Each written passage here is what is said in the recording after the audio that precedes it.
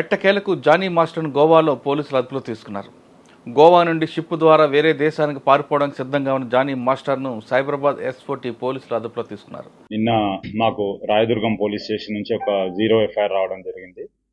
అక్కడ ఒక victim age about 21 to 22 years, ఈ ఫిలిం ఇండస్ట్రీకి సంబంధించిన కొరియోగ్రాఫర్ ఎవరైతే జానీ మాస్టర్ ఎవరైతే ఉన్నారో ఆమెని సెక్సువల్గా అబ్యూజ్ చేసినట్టుగా, థ్రెటనింగ్ చేసినట్టుగా, వర్క్ ప్లేస్లో థ్రెటన్ చేసినట్టుగా, సెక్సువల్ అబ్యూజ్ చేసినట్టుగా మాకు 0 ఎఫ్ఐఆర్ అయ్యి మాకు ఇక్కడికి రావడం జరిగింది. మాకు ఇక్కడ నిన్న మేము కూడా ఇక్కడ ఎఫ్ఐఆర్ చేసినాము. దాంట్లో ఇన్వెస్టిగేషన్ చేస్తున్నాము. యాజ్ పర్ ఇన్వెస్టిగేషన్ వచ్చిన ఎవిడెన్స్ని బట్టి ఫర్దర్గా ప్రొసీడ్ అవుతాము. దీంట్లో విక్టిమ్ ఎవరైతే ఉన్నారో విక్టిమ్ ఎగ్జామిన్ చేయాల్సి ఉంది, ఎవిడెన్స్ కలెక్ట్ చేయాల్సి ఉంది. As per evidence, collected evidence, further investigation proceed అవుతాం. అదే వర్క్ ప్లేస్లో so and so sexual abuse చేసినట్టుగా, తర్వాత థ్రెటన్ చేసినట్టుగా కంప్లైంట్ ఇవ్వడం జరిగింది. దాన్ని బేస్ చేసుకొని మేము ఇన్వెస్టిగేషన్ చేస్తాం. అది ఇన్వెస్టిగేషన్లో భాగంగా చేస్తాం. ముందుగా ఎవిడెన్స్ కలెక్ట్ చేసుకొని ఆ ఎవిడెన్స్ బేస్ చేసుకొని ఏముందో ఫర్దర్గా ప్రొసీడ్ అవుతాం. లేదు, ముందు మేము ఎవిడెన్స్ కావాలి కదా, విక్టిమ్ ఇచ్చే ఎవిడెన్స్ని బట్టి, ఆమె స్టేట్మెంట్ని బట్టి ఏముంది ఏంటో చూస్తాం. Thank you.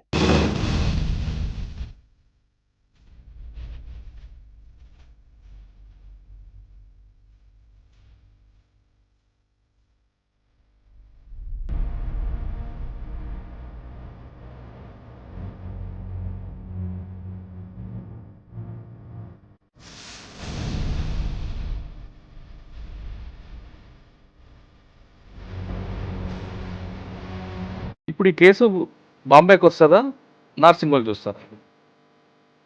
Welcome to I dream. ఎట్టకేలకు జానీ మాస్టర్ను గోవాలో పోలీసులు అదుపులో తీసుకున్నారు. గోవా నుండి షిప్ ద్వారా వేరే దేశానికి పారిపోవడానికి సిద్ధంగా ఉన్న జానీ మాస్టర్ను సైబరాబాద్ S40 పోలీసులు అదుపులో తీసుకున్నారు. అక్కడే ఉన్న గోవాలో కోర్టులో హాజరుపరిచి తిరిగి సైబరాబాద్ తీసుకొస్తున్నారు. ఇక్కడ ఉప్పరపల్లి కోర్టులో అతనికి హాజరుపరిచే అవకాశం కనిపిస్తుంది. కానీ ఈ కేసు చూస్తుంటే రకరకాలుగా మరుపులు తిరిగే అవకాశం కనిపిస్తుంది. జానీ మాస్టర్ అరెస్ట్ అయినా ఈ కేసు మాత్రం ఒక సీరియల్గా మలిచే అవకాశం కనిపిస్తుంది. ఎందుకంటే రాయదుర్గం పోలీస్ స్టేషన్లో అమ్మాయికి ఫిర్యాదు చేసింది, అది 0 ఎఫ్ఐఆర్ కట్టి ఆ కేసు ఉండింది, ఆ అమ్మాయి ఉంటుంది నార్సింగ్ కాబట్టి నార్సింగ్ పంపించారు. కానీ సంఘటన జరిగింది బొంబాయి కాబట్టి జానీ మాస్టర్ని నార్సింగ్ పోలీసులు విచారణ జరిపి ఈ కేసును బొంబాయి పంపిస్తారా, లేదు ఇక్కడే దర్యాప్తు చేస్తారా అనే అంశాల్ని మనతో మాట్లాడడానికి retired police officer plus advocate doctor Sarveswara Reddy గారు ప్రస్తుతం అంటున్నారు. ఆయన అడిగి చాలా క్లారిటీగా తెలుసుకుందాం. సార్ నమస్తే. సార్, ఇప్పుడు ఈ కేసు చూస్తున్నాం, జానీ మాస్టర్ సినిమా ఫీల్డ్లో ఇప్పుడు కొత్తగా కాస్టింగ్ వచ్చే మరి ఈ విధంగా ముందుకు వచ్చింది. జానీ మాస్టర్ తనకి దాదాపు 4 సంవత్సరాల క్రితమే తన అత్యాచారం జరిపారని, జరపడమే కాకుండా తన కెరీర్ ఎదగకుండా కూడా అడ్డుకుంటున్నారని, తనకు లవ్ జిహాదీ చేయమంటున్నారని, అదేవిధంగా జానీ మాస్టర్ భార్య కూడా తన ఇంటి మీద గొడవ పడిందని అమ్మాయి కంప్లైంట్ ఇచ్చింది. ఈ case Rayadurgam police station, Rayadurgam అమ్మాయి ఉంటుంది నార్సింగ్ లిమిట్స్ కాబట్టి 0 ఎఫ్ఐఆర్ ట్రాన్స్ఫర్ చేశారు. ఇదంతా టెక్నికల్గా పర్ఫెక్ట్గా వచ్చింది. కేసు నమోదు అయిన వెంటనే జానీ మాస్టర్ అబ్స్కాండింగ్ అయిపోయారు. కానీ సంఘటన జరిగింది 4 సంవత్సరాల క్రితమే చేశారు కాబట్టి అప్పటికి అమ్మాయి మైనర్ కావున పోక్సో కూడా దీన్ని ఇంప్లిమెంట్ చేశారు. ఒకవైపు కేసు నడుస్తున్న దర్యాప్తు చేస్తున్న పోలీసులు, ఇంకో టీం S40 వాళ్ళందరూ కూడా అతని కోసం తిరిగారనే విషయం చాలా స్పష్టంగా తెలుస్తుంది. అతని కోసం నెల్లూరు, ఢిల్లీ ఇవన్నీ తిరిగారు. కానీ అతను టెక్నికల్గా గోవా వచ్చి, గోవా నుండి షిప్లో పారిపోదాం అనుకున్న టైంలో పోలీసులు అక్కడ వరకు బాగుంది, అక్కడ కోర్టులో హాజరుపరిచారు, అక్కడ ట్రాన్స్లేట్ వారెంట్ మీద తీసుకొస్తున్నారు. పోక్సో కేసు కూడా పెట్టారు, కూడా ఖచ్చితంగా జైలుకి వెళ్లాల్సిందే. కానీ ఇక్కడ 2 విషయాలు మీ దగ్గర కావాల్సి ఉంది. ఎందుకంటే మీరు ఆల్రెడీ అడిషనల్ ఇన్స్పెక్టర్ రిటైర్ అయ్యారు, ప్లస్ అడ్వకేట్గా ఉన్నారు కాబట్టి పోక్సో కేసులో పర్ఫెక్ట్గా కన్విక్షన్ రావాలంటే పోక్సో దర్యాప్తు తేలుగుంటాయి. అంటే ఆల్రెడీ SOP ఉంది, SOP ఉన్న తర్వాత కూడా కొన్ని కేసులు ల్యాప్స్ అవుతుంటాయి కాబట్టి అక్విటల్ కాకుండా ఖచ్చితంగా అతనికి శిక్ష పడాలి ఒకటి. రెండోది, సంఘటన జరిగింది బొంబాయి, ఎఫ్ఐఆర్ అయింది నార్సింగ్ తెలంగాణ. ఈ కేసుని ఇక్కడ లీడ్ చేసుకుంటూ ఇక్కడ ఇన్వెస్టిగేషన్ చేసి బొంబాయి పంపిస్తారా, లేదు అతను అరెస్ట్ చేసుకొచ్చి డైరెక్ట్గా ఎఫ్ఐఆర్తో పాటు ఆయన కూడా పంపిస్తారు అక్కడికి? ఇవన్నీ చాలా ఎందుకంటే కన్ఫ్యూజ్ కనిపిస్తున్నాయి. ఎక్కడ చిన్న లింక్ తగినా అందులో బయటపడే అవకాశం ఉంది కాబట్టి ఇటువంటి సంఘటనలు ఇకపై జరగకుండా ఉండాలని టెక్నికల్గా ఎలా ఏ విధంగా దర్యాప్తు చేయాలి? ఇది చాలా heinous offence. First of all Jani master అంటే ఆయన తెలుగులో స్టెప్ వేయడంలో కానీ రాంగ్ స్టెప్ వేసాడు. స్టెప్ వేయడంలో తెలుగులో రాంగ్ స్టెప్ అట్లా ప్రెసిడెంట్ కూడా అయిండు. పార్టీ జనరల్ యాక్టివిటీలో కూడా జనసేనలో తిరిగి వచ్చిండు, మీటింగ్లు పెట్టొచ్చిండు, మాట్లాడిండు, రకరకాలు ఉన్నాయి ఆయనకు. వాళ్ళు కూడా సస్పెండ్ చేస్తారు. వాళ్ళు పార్టికల్ సస్పెండ్ చేశారు. తర్వాత మూవీ ఆర్టిస్ట్ అసోసియేషన్ కూడా వాళ్ళు కూడా రిమూవ్ చేస్తున్నారని చెప్పారు.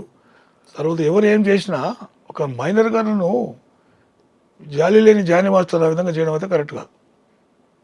అంటే it's nothing but aggravative form of offence అంటాం మా టెర్మాలజీలో. అంటే కస్టడియన్లో ఉన్నప్పుడు రేప్ చేయడం, ఇన్ఫ్లుయెన్స్ పోయించి రేప్ చేయడం, ఇది సీరియస్ అఫెన్స్. సార్ ఆ కంప్లైంట్ కాపీ మీరు చదివారు కాబట్టి అమ్మాయి ఏం చెప్తుందండి అందులో? అమ్మాయి ఏం చెప్తుంది, డీజీలో 2019లో ఎంత జాయిన్ అయింది, అసిస్టెంట్ కింద నడుస్తుంది. ఈమె కొంచెం మంచి talkative and out spoken, good English ఉంది, కమ్యూనికేషన్ స్కిల్స్ ఉన్నాయి అమ్మాయికి. ఇక స్టార్ హీరోలతో మాట్లాడడం, అరేంజ్మెంట్ చేయడం, చెప్పడం, ఎక్స్ప్లెయిన్ చేయడం, వర్డ్స్ ఎక్స్ప్లెయిన్ చేయడం అంతా ఇంగ్లీష్లో ఎక్స్ప్లెయిన్ చేస్తే అర్థమవుతుంది. చాలా ఫాస్ట్ అయినా ఆమె యాక్చువల్ అయితే హీరోయిన్ క్యాడర్లో ఉండవలసి వచ్చింది. జానీ మాస్టర్ వల్ల వాడి బిల్లబిల్ల అనుకున్నది. ఈ జానీ మాస్టర్ అంటాడు ఈ పద్ధతుల్లో ఇట్లా తన కింద పనిచేసే నటన నేర్పేటోడు, నటించడం నేర్పేటోడు, డ్యాన్స్ చేయడం నేర్పేటోడు ఇలాంటి కార్యక్రమాలు పాల్పడడం అయితే సహించరాని నేరం, సభ్య సమాజ సిగ్గుతో తలవంచుకుంటాం. ఓకే, జానీ మాస్టర్ దగ్గర ఆవిడ 2019లో ట్రైనీగా జాయిన్ అయ్యారు. తర్వాత వాళ్ళిద్దరి మధ్య పరిచయం ఈ స్థాయికి ఎలాగొచ్చింది? జానీ మాస్టర్ ఏ విధంగా ఆమెని ట్రాప్లో తీసుకొచ్చాడని కంప్లైంట్ రాసింది ఆవిడ? అవును రాసింది. మంచిగా నటించిండు, మంచిగా మాట్లాడిండు అని చేసిండు. 2015 ఈ అమ్మాయిని రేప్ చేసిండు, ఫోర్స్ఫుల్ రేప్. ఎక్కడ తీసుకెళ్లారు? బాంబే హోటల్లో. మరి ఆడ చేసి మళ్ళీ నువ్వు ఈ విషయం వరకు అని చెప్తే చంపేస్తా అని బెదిరించి రకరకాలటువంటి దమన పద్ధతులను అవలంబించాడు. వాడు కొట్టడం కూడా చేసిండు, బెదిరించడం చేసిండు. ఆమె ఇంత వేధింపులు తట్టుకోలేకనే చివరి అస్త్రంగానే పోలీసుకు అప్రోచ్ అయింది. చాలా టార్గెట్ చేస్తుంది, ఎందుకంటే ఫీల్డ్ కదా, లైఫ్ స్పాయిల్ అవుతుందని అనుకున్నదో మరేం కథను. ఎంతకాలం కంటిన్యూస్గా థ్రెటనింగ్ చేసుకుంటూ వచ్చింది మనడు. ఈయన కాక ఈయన భార్య కూడా జమ అయిపోయి ఆ నార్సింగ్లో పోయి వాళ్ళ ఇంట్లో పోయి కొట్టి నా మగుని పెళ్లి చేసుకుని బయటకి ఎట్లా పోతావు అనే బెదిరి సంఘటన ఉన్న తర్వాత రిలీజన్ మార్చుకొని పెళ్లి చేసుకోవడం అనేది it's nothing but love jihad. What is అండి, ఆమె హిందూ ఉంది, ఈయన ముస్లిము, మన ఆ విధంగా మాట్లాడింది అని కంప్లైంట్లో ఉంది. నేను చెప్పడం కాదు, కంప్లైంట్లో ఉంది. మతం మార్చుకొని నన్ను పెళ్లి చేసుకో, లేకుండా నేను ఉన్నా, నేను చంపేస్తా, అది దాన్ని బెదిరిస్తే compel circumstance up to Rayadurgam police station. అక్కడ 0 ఎఫ్ఐఆర్ ఇష్యూ అయింది. At city file transfer to మన నార్సింగ్ పోలీస్ స్టేషన్కి వచ్చింది. ఎందుకంటే ప్లేస్ ఆఫ్ రెసైడింగ్ అక్కడ కనుక అక్కడికి వచ్చింది. వాళ్ళు ఎఫ్ఐఆర్ రిజిస్టర్డ్ ఎఫ్ఐఆర్ చేసిండ్రు, ఒక పోక్సో యాక్ట్ పెట్టిండ్రు. POCSO act is serious act. ఎందుకంటే any consent of minor girl with consent or without consent it's nothing but rape and that's laws is 376 clause 2 కింద. సమ్మతం ఉన్నా సమ్మతం లేకున్నా అమ్మాయిని ప్యాంపర్ చేసినా ఏం చేసినా అది సెక్స్ 37 రేప్ కింద పరిగణించాలని చట్టం చెప్తుంది. ఈ మానవుడు అదే చేసిండు. తర్వాత షూటింగ్ల కడిగిన పోయేటప్పుడు కూడా ఇతను క్యారీ వ్యాన్, ఆ వ్యాన్లు ఉంటాయి కదా, దాన్ని పోయేటప్పుడు వాళ్ళ అమ్మని తీసుకోపోకుండా టికెట్లు ఏమైనా బయట పెట్టించి ఏమైనా కొంత వ్యాన్లో కూడా he did all these things. అంటే ఇది మానవ మృగం అనిపిస్తుంది నాకు. చిన్న అమ్మాయిని మైనర్ చేయడం వల్ల అదే కంటిన్యూ చేసుకుంటూ వచ్చాడు, కంటిన్యూ సెక్సువల్ అఫెన్స్. అని నాకు తెలిసి ఈయన జీవితం బరీడ్. జైల్లో స్టెప్పులు వేయాల్సింది తప్ప ఇంకా స్టెప్పులు వేయనిక లేదు బయట. సార్ ఇప్పుడు టెక్నికల్గా మాట్లాడదాం మనం. సంఘటన జరిగింది బాంబేలో. అవును. అప్పుడు ఆ అమ్మాయికి వయసు ఏమో 19 years, 16 years. అవును. ఇప్పటికి 4 years అయింది కాబట్టి 21 వచ్చి ఉండొచ్చు. అవును. ఓకే, కానీ సంఘటన జరిగి ఇక్కడ కంప్లైంట్ ఇచ్చింది నార్సింగ్లో. 4 సంవత్సరాల క్రితం జరిగినప్పుడు కంప్లైంట్ ఇచ్చిన తర్వాత ఇప్పుడు వస్తుందా, లేదా అప్పుడు జరిగింది అప్పుడు కాబట్టి పోక్సో పెట్టచ్చు? ఎప్పుడైనా జరిగింది, రేపే.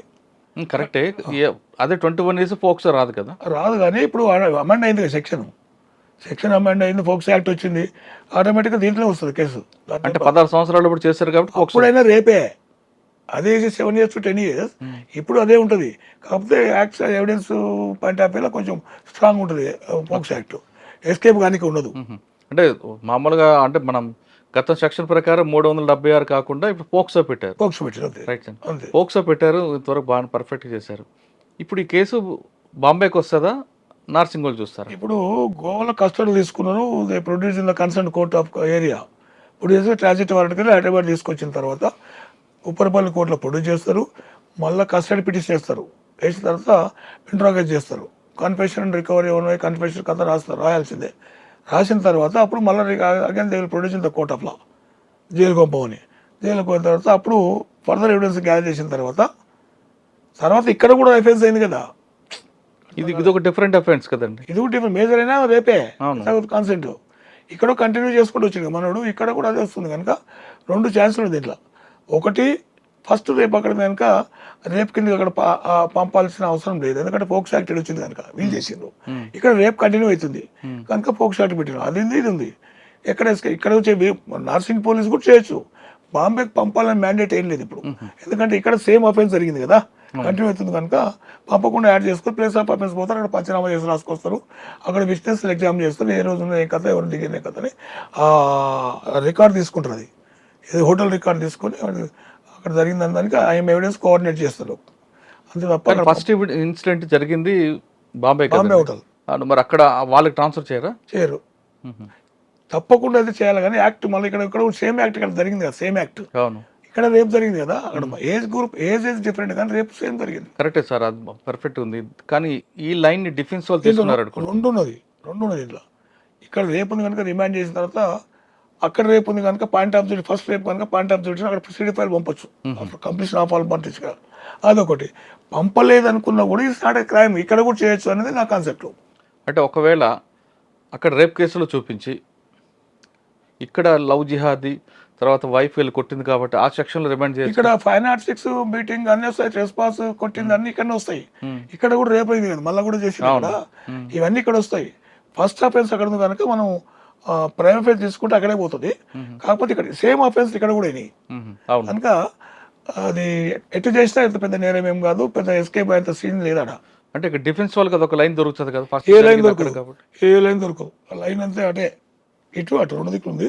కాకపోతే అటు ఇవన్నీ కంప్లీట్ చేసినాక పంపాలని పంపుతారు. లేదంటే అంటే ఇక్కడ చేస్తూ జరిగింది కాబట్టి అక్కడ ఎగ్జామ్ చేసి పంచనామా చేయడము, అక్కడ స్కెచ్ చేయడము, అందరి హోటల్ వాళ్ళని ఎగ్జామిన్ చేయడము, ఆ రోజు అక్కడ స్టే చేసినట్టు రిసిప్ట్ తీసుకోవడం, డాక్యుమెంట్ ఎవిడెన్స్ కలెక్ట్ చేసుకోవడం, అవన్నీ చేస్తారు. ఇప్పుడు ఫర్దర్ అఫెన్స్ అది కాకుండా అది ఒకటే అఫెన్స్ అయితే మాత్రం ఇలా ట్రీట్మెంట్ సేమ్ అఫెన్స్ ఇక్కడ కంటిన్యూ చేస్తున్నాడు కదా. భార్య పోయి కొట్టడం, తర్వాత ఇద్దరు పోయి కొట్టి లవ్ చేయాలి అంటే నన్ను మతం మార్చుకుని నన్ను ప్రేమించు లేకపోతే నేను చంపేస్తాను బెదిరించడం అంతా ఇటే చేసింది కనుక ఇవన్నీ సెక్షన్ ఇక్కడ యాడ్ అవుతాయి, రేపు కూడా ఇక్కడ యాడ్ అవుతుంది అట్లా. సార్ ఇప్పుడు ఈ కేసులో అటువంటి నేరస్తుడికి శిక్ష పడాలంటే ప్రాపర్ ఇన్వెస్టిగేషన్ ఎలా చేయాలి, అంటే లింక్ తెగిపోకుండా ఎలా చేయాలి? Your right question. ఇప్పుడు విక్టిమ్ ఉంది కదా, విక్టిమ్కు ఆమెకు 164 చేయించాలి, statement recorded by the magistrate 164 చేయించాలి. విట్నెసెస్ అని కూడా 164 చేయించాలి. పంచనామాలో కూడా గవర్నమెంట్ పంచెస్లు పెట్టాలి, ఎంప్లాయీస్ ఉంటారు పంచెస్ పెట్టాలి. సివిల్ అని పెడితే వాడిని దేనికోదు, ఎందుకంటే ఒకసారి హాస్టల్ అనుకో యాక్షన్ తీసుకుంటారని చెప్పేసి భయం నిజం చెప్తారు, అది చూసి నిజం చెప్తారు కనుక ఆ విధంగా చేసుకొని చైన్ లింక్ చేయకుండా ఎవిడెన్స్ కనెక్టివిటీస్ కూడా చేస్తే డెఫినెట్ కన్విక్షన్ కేసు.